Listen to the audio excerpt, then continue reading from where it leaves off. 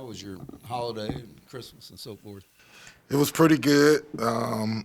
Basketball wise, I think we went a few days, 2 days. Gave us some time to work on some things to get better at. Thought we had productive days.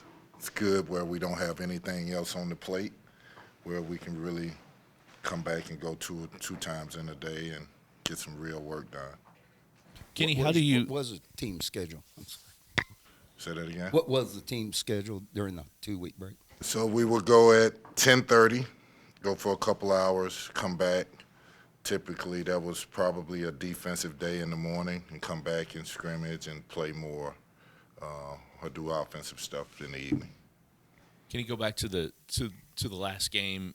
How long did the guys get a break for themselves, and how much does that mentally help them moving forward and coming back?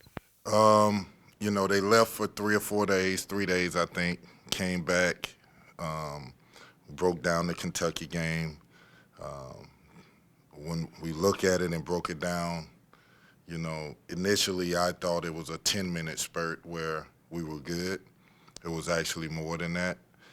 There was a 3 or 4 minute to end the half where we just fell apart, made bad decisions, and they got a big lead off our mistakes. Does that break mentally refresh guys? Do you see Oh, that yeah, over the yeah. course of time? No question. I think for us to know there are segments in a game or periods in the game where we're really good. We got to be more consistent. And for them to see it, then to step away from it, come back, address it, practice that way, trying to be more consistent, trying to fix the mistakes that we make.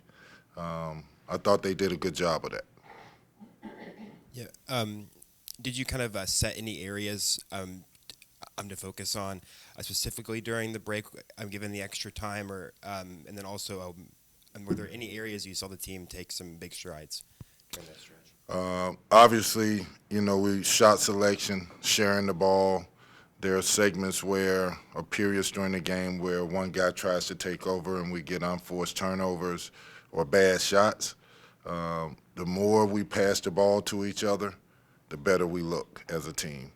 The more that we're connected defensively and in the gaps and helping each other, the more we look like a team, a winning team. When you look at Virginia, obviously they're one of those teams that certainly lives and dies by their defense, and they're I think they're number 2 right now in scoring defense. When you look at them, how much of a challenge will it be to face that difficult defense they play? It's great because, everything that I've been talking about from day one with this team is geared toward teams like this, where it won't be one pass and a shot. You penetrate that ball, they're going to collapse. They play a pack line defense, and they force you, even run at you at times, multiple guys, to make you pass the ball. If you don't, you're probably going to get turnovers or layups. They're going to get layups on the other end. So this is geared toward what I've been preaching from day one. Good teams that play in gaps, that force you to pass the ball to each other, we have to do that. Kind of. It's- Go ahead. Is everybody back healthy and available? Not yet. I think that JJ is getting closer. The funny thing about JJ is nobody's really talked about the 10 points and 5 rebounds that he's brought to this team, and we need him back, but he's been working hard to get back, and he's pretty close, I think.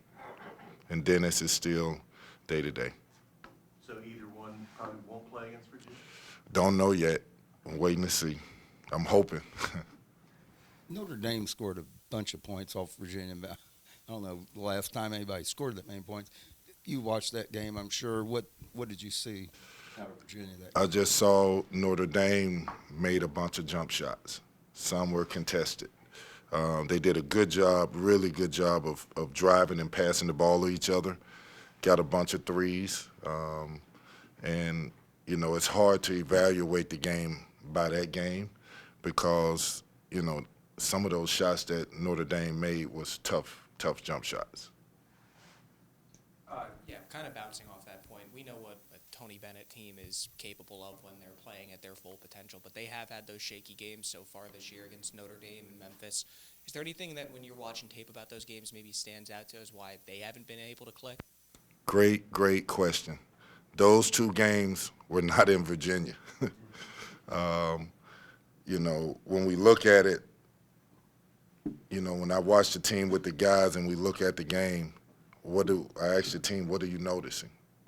Well, the big thing is they're not at home.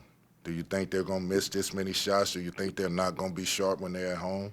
You're going to get their best game. They're coming off 2 losses. They're going to play very well. They're going to play with great energy. You got to be ready for it. Kind of bouncing off that too, with still looking for that first road victory. Obviously, every game's different, but is there anything maybe consistent through all these road games that you've seen that you just still need to get over that hump to finally get that done? I just think we have to be a little more consistent during patches where, it's going to be a game of runs. We're going to get a run, they're going to get a run. And so we have to be focused, locked in, attention to detail to make sure that our lulls aren't extended. That gives them a 8-0 run, a 10-0 run. We have to be better at that. We have to be able to close a gap, keep the game tight, or separate from them. Take good shots, play defense together. Don't give up. A lot of times what we're giving up are nothing plays, where a guy didn't see a man or didn't see man and ball, the guy back cuts layup. Or we're in help position, but we don't help and they lay the ball up. Those kind of plays. Kenny, when you have a guy like McNeely who's sitting like 45%, I think, from 3, what do you have to do defensively to know? He's not the only one that can score it, but he's the one that when he shoots it, it's pretty much going in. Great shooter. We have to run him off the line because he can make threes. He can make contested threes. He cannot have space. You have to know where he is at all times. You can't really just focus on him because the point guard is really good, and he creates problems because he gets downhill. And it's natural to try to get in the gaps and help off of him, and you give up a 3 by doing that. What have you seen? You've got just the league games coming up. What have you seen out of the league so far? Hadn't really spent a bunch of time looking at league stuff. For me, it's been more game to game. Like I spend these days worried about Virginia. And I wish I had the luxury of worrying about Carolina or Pittsburgh before we play them. I don't. We have to make sure that we lock in, or I lock in to what we have in front of us first. Anything else for Coach? All right. Thank you all. All right, guys.